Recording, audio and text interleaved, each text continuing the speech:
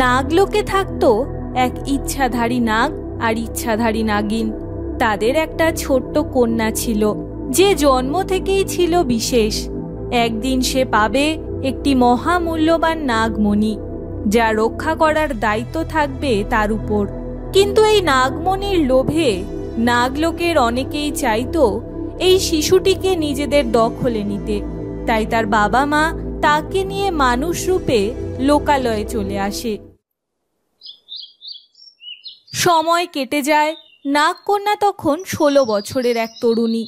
একদিন সে তার বন্ধুদের সাথে মাঠে খেলছিল। হঠাৎ একটি কালো সাপ সেখানে আসে।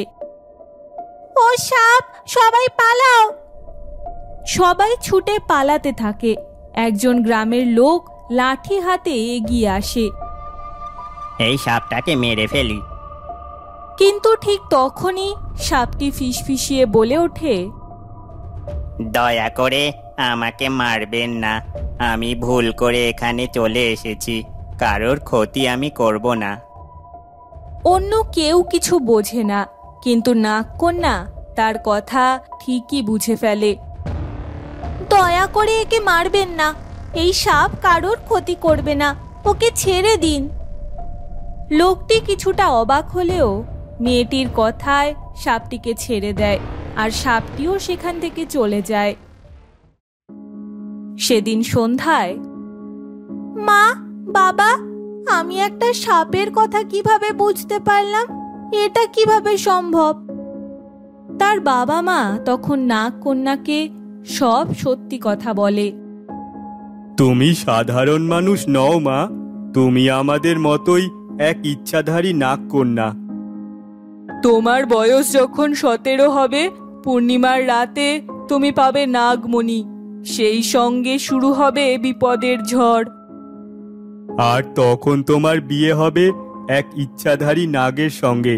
তুমি ফিরে যাবে নাগলোকে।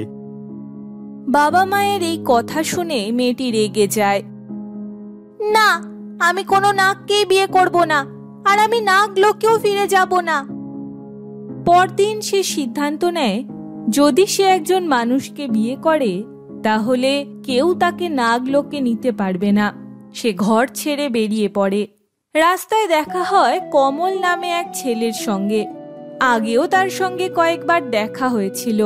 ছেলেটির প্রতি নাগকন্যার ভালো লাগা ছিল। কমল, আমি তোমাকে পছন্দ করি, আমি তোমায় বিয়ে করতে চাই। কমল কিছুক্ষণ চুপ থেকে বলে, তাই? তুমি যদি চাও আমি তাহলে রাজি। তারা বিয়ে করে সংসার শুরু করে। 1 বছর পর পূর্ণিমার রাতে, আজ সেই রাত, না জানি কি হবে। সে কমলকে শুতে যেতে বলে। নিজে বারান্দায় গিয়ে দাঁড়ায়। পূর্ণিমার আলো পড়তেই ধীরে ধীরে সে এক সাপের রূপ ধারণ করে। মাথায় জ্বলে ওঠে এক উজ্জ্বল নাগমণি। কমল জানালা দিয়ে সব দেখে ফেলে। তুমি সাপ, এ কেমন প্রতারণা করলে আমার সাথে? সে রেগে গিয়ে তাকে ঘর থেকে বের করে দেয়। নাগকন্যা কাঁদতে কাঁদতে ফিরে যায় তার বাবা মার কাছে। সব ঘটনা তাদের খুলে বলে। তুই আমাদের কথা শুনলি না মা, তোর দুঃখ আমরা বুঝি। তবে আজ থেকে তুই শুধু মানুষ, এই মণিটি আমরা নিয়ে যাচ্ছি। তারা নাগকন্যার মাথা থেকে সেই মণি খুলে নেয়। তারপর বলে, মা, তুই এখন সাধারণ মানুষ, আমরা মাঝে মাঝে তোকে দেখতে আসব। তুই এখানে ভালো থাকিস মা। তারপর তারা চলে যায়। নাগকন্যা আবার কমলের কাছে ফিরে যায়। কমল, আমি আর সাপ নই, আমি শুধু তোমার স্ত্রী, একজন মানুষ।